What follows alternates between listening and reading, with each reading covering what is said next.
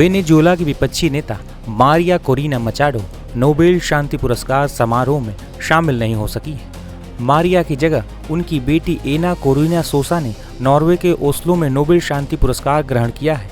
बता दें कि मारिया कोरिना मचाडो को बीते 10 अक्टूबर को वेनेजुएला में लोकतंत्र बहाल करने के प्रयासों के लिए नोबेल शांति पुरस्कार के लिए चुना गया था। दरअसल मचाडो नोबेल शांति पुरस्कार समारोह में इसलिए नहीं पहुंच पाई कि वो वेनेजुएला की वर्तमान राजनीतिक स्थिति और उसकी सुरक्षा को लेकर गंभीर खतरे का सामना कर रही हैं।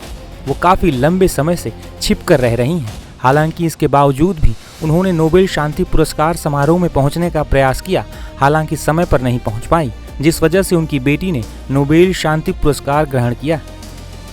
हालांकि इसके कुछ घंटे बाद वो ओस्लो पहुंचने में कामयाब रही। नॉर्वे की राजधानी ओस्लो में एक होटल की बालकनी पर नजर आई। मचाडो होटल की बालकनी से समर्थकों का हाथ हिलाकर अभिवादन करती दिखी। इस दौरान बाहर खड़े लोग फ्रीडम फ्रीडम और धन्यवाद के नारे लगा रहे थे। बाद में होटल से बाहर आकर समर्थकों से मिली, जहां उनके साथ परिवार और उनके करीबी सहयोगी भी थे।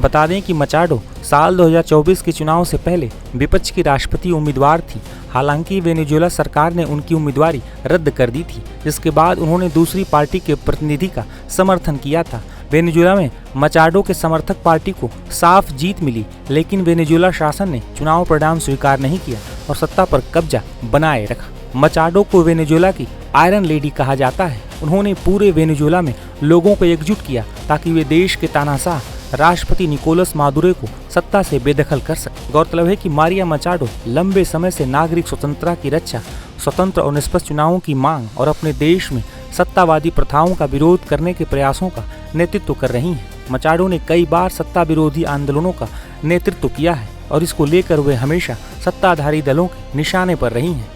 पिछले 1 साल से छुपकर जीवन व्यतीत करने के लिए मजबूर होने के बावजूद भी उन्होंने अपना संघर्ष जारी रखा और वेनेजुएला में ही डटी रहीं। नोबेल शांति पुरस्कार की घोषणा के दौरान भी नोबेल समिति ने उनकी इस बात की सराहना की थी। नोबेल समिति ने कहा था कि मारिया कोरिना मचाडो के जीवन को गंभीर खतरा होने के बावजूद वह अपने देश में ही डटी रहीं।